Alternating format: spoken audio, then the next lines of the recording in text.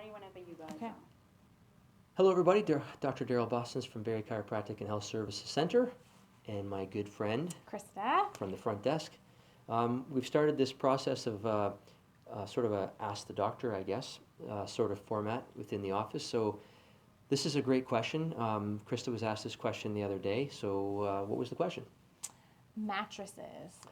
Mattresses. When do you need to get a new one? What's going on with the dip in the middle of the mattress, and what kind of effect does that have on your body? Yeah, and the other part of that would be, I need a new mattress. What do I buy, right? It's a tough question. So before I get into this, I'll direct you to our website, www.barriechiropractor.com. There's a tab in our website that's, I think it's called radio ads.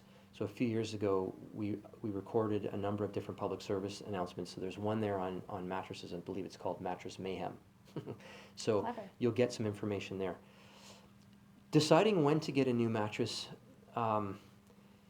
largely doesn't happen until it starts to become obvious, right? And usually, in my experiences, it usually starts to cause people trouble. They start getting chronic back pain that's not responding well, or different types of treatment modalities aren't lasting very long. It's waking them up at night.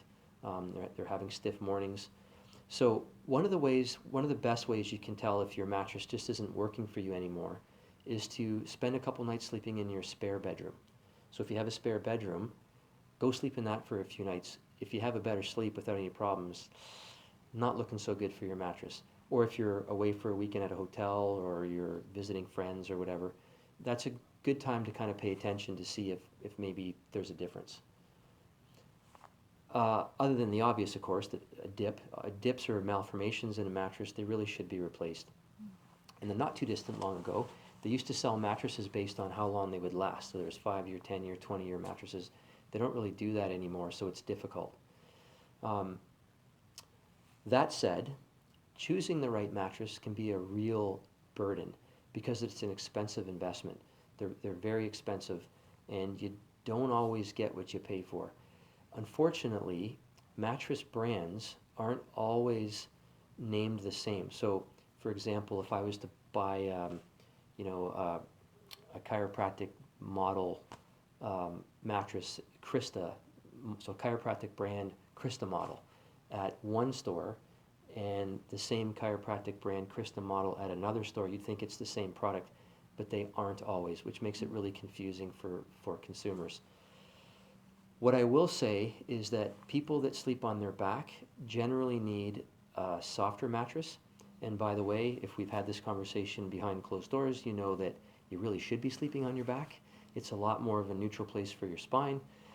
But if you're a side sleeper, because we can't convince you otherwise, keep in mind that the width of your shoulders is the widest part of your body, and that's what's going to sink into the mattress and create a lot of pressure. So you need something a little bit softer. So sorry if I got that wrong. If you're sleeping on your back, you need something a little bit harder. If you're sleeping on your side, it's something that should be a little bit softer.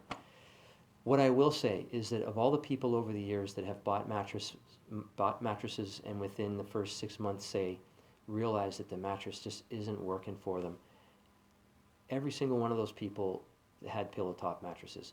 So the best piece of advice I can give you is that if you're going to buy a new mattress, try hard to find one that doesn't have a pillow top. And I know what you're thinking, because you go inside those showrooms and you lay on them and they feel really good. They got that nice thick piece of foam on them. It feels really comfortable. But the foam is usually cheap, and it usually breaks down pretty quick. Usually within 3 to 6 months it starts to break down. Underneath that foam is where all the springs are that support you. So if you have to sink through all that foam before you get into the supportive stuff that keeps you supported, then you're kind of defeating the purpose of sleeping on a mattress. You might as well sleep on a cheap piece of foam on the floor, if that makes any sense. I will say that memory foam covers are better. They tend to be a little bit hotter. They're not as cool. They tend to be a little bit warmer for people, and they are a little bit expensive.